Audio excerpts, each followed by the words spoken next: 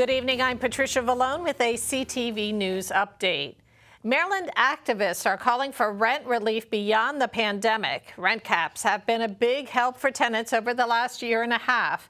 Governor Hogan placed a freeze on rents during the state of emergency. Prince George's extended that by an extra 90 days after the emergency. But now a new coalition for housing justice in the county wants that cap extended. Councilmember Jolene Ivey is sponsoring legislation in support of an extension. The state of emergency will not end for the families who've been impacted by this pandemic. And we need to, as legislators, let what we do reflect what's going on in the community. And right now the community needs us to extend this bill for at least another year. We are in desperate need of not only to preserve the county's current housing, but also invest in new housing and services to benefit the generations to come. The Prince George's for Housing Justice Coalition is centered on the voices of working class and immigrant communities and others in need of equity-focused housing policy solutions. He sido afectada por la pandemia emocionalmente, económicamente. I have been affected by the pandemic emotionally and economically.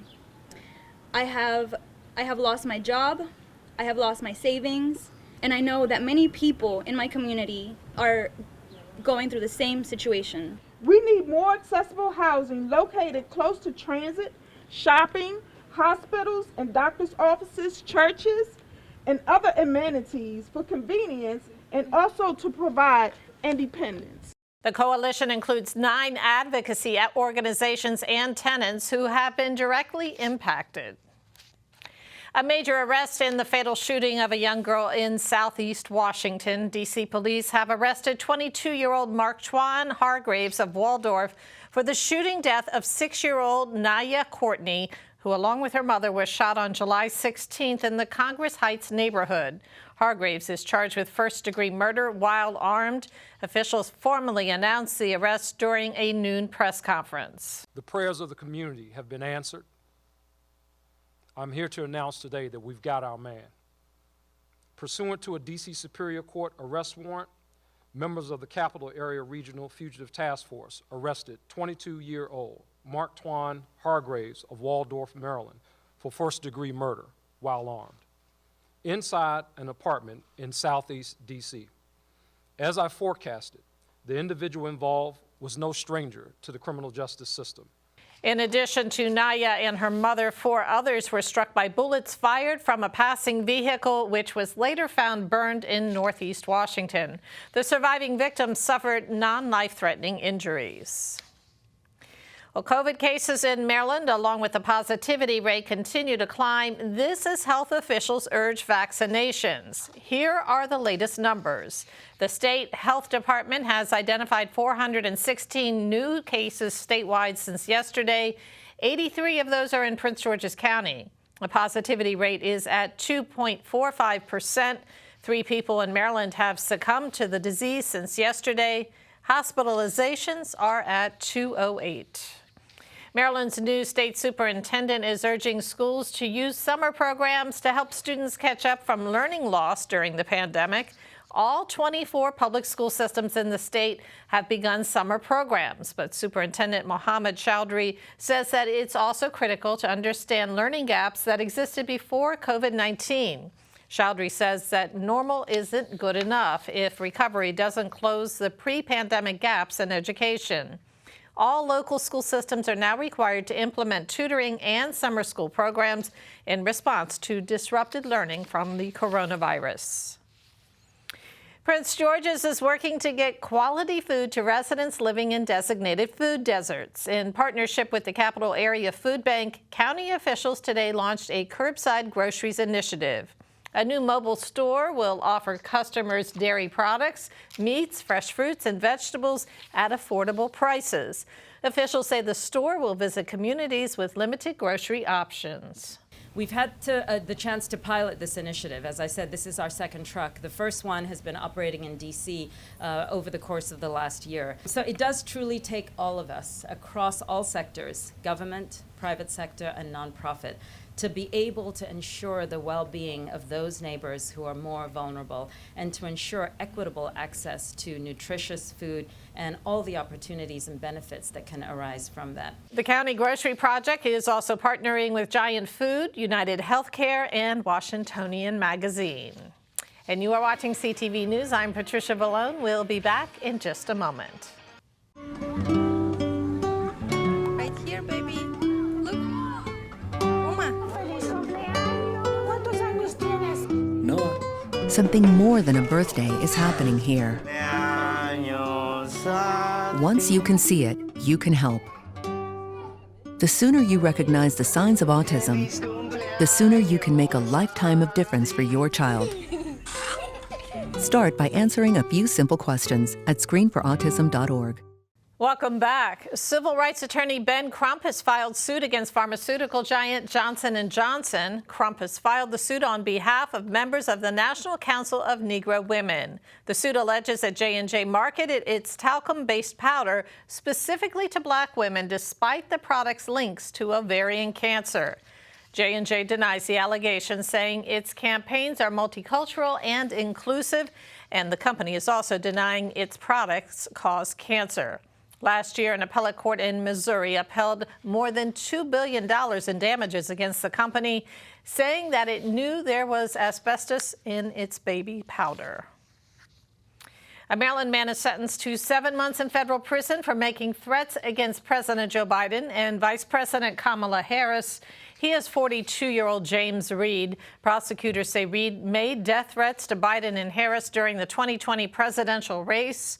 Last October, the threats were put in a letter and placed on the doorstep of a neighbor who supports Democrats. And a Maryland man has been charged with threatening to harm Dr. Anthony Fauci and the director of the National Institutes of Health, Francis Collins. 56-year-old Thomas Connolly Jr. is accused of sending emails to both men detailing how they and their families would die. Investigators say the emails expressed Connolly's strong disapproval of mandatory vaccines. According to court documents, the suspect began sending the emails in late December and continued through last Wednesday. If convicted, he faces 15 years behind bars. It's been 20 years since the Reverend Jonathan Weaver of Greater Mount Nebo Church in Bowie started the nonprofit organization Pan-African Collective. Now, the primary purpose of the organization is to increase awareness about the people of Africa. The Pan-African Collective also spearheads humanitarian efforts on the continent, like this food drive following a volcanic eruption earlier this year in the Democratic Republic of the Congo. But even with the volcano eruption that took place in Congo, there were subsequent earthquakes there in Western Rwanda. So we've actually been engaged in a food distribution program there in Rwanda, and we're looking to provide some long-term assistance as well, because about at least 100 homes were completely destroyed on the Rwandan side. And to find out more information or to volunteer with the organization, you can go to panafricancollective.com. Local teens make a pitch for business. It was part of Watati's annual entrepreneurship convention and idea pitch competition.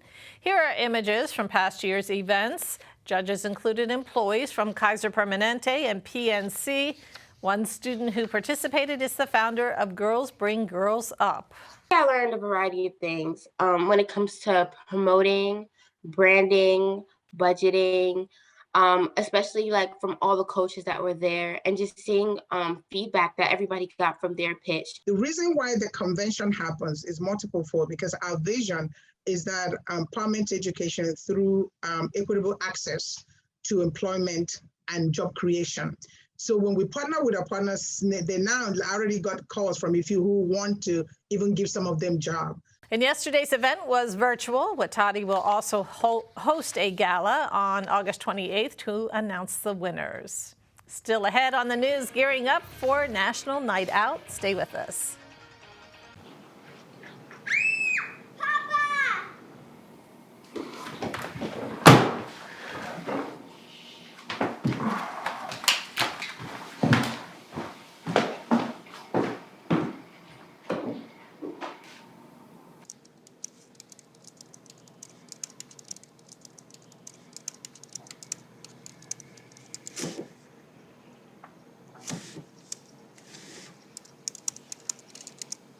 Thanks for staying with us. Well, Prince George's police are investigating a fatal shooting. It happened around 4 p.m. yesterday afternoon in the 400 block of Bentwood Drive in Fort Washington. Officers were called to the area for a report of a shooting. The male victim was found outdoors and died later at a hospital. Anyone with information on the case is asked to contact police. The city of Bowie is gearing up to host its annual National Night Out event. The 2021 National Night Out Against Crime will take place at Allen Pond Park on August 3rd. The event was canceled last year because of the pandemic.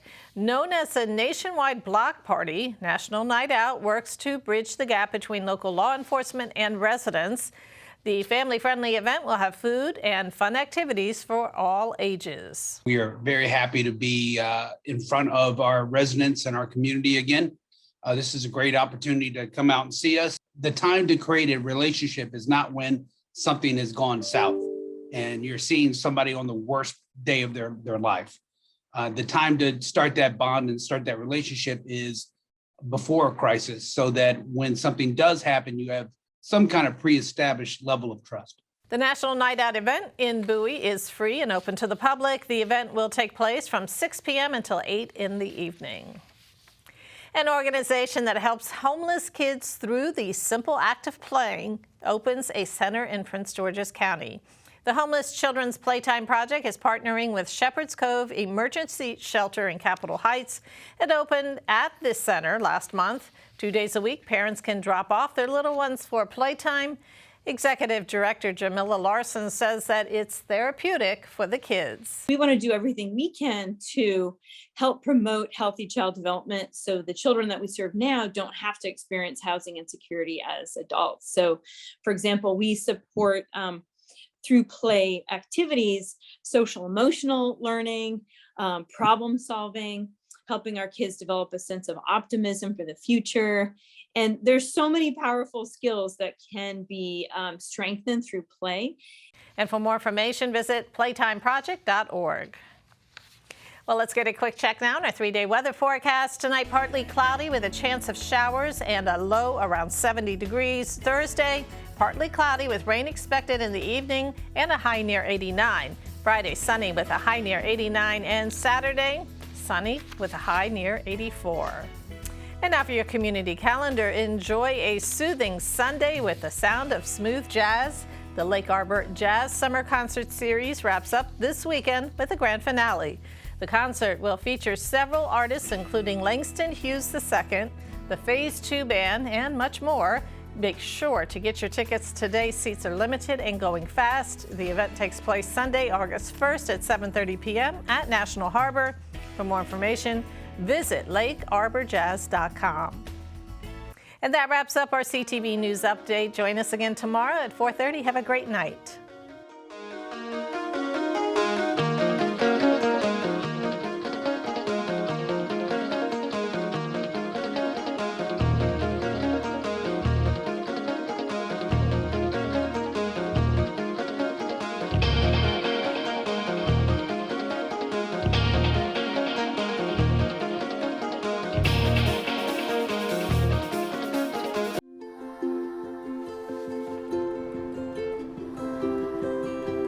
To Sofia and Gabriel, mis flores, my little flowers. Even though these old knees can't follow on your adventure to the forest today, these flowers represent my love, so you can take me with you wherever you go, near or far. These stitches and threads join us together. Me, your mother, and both of you.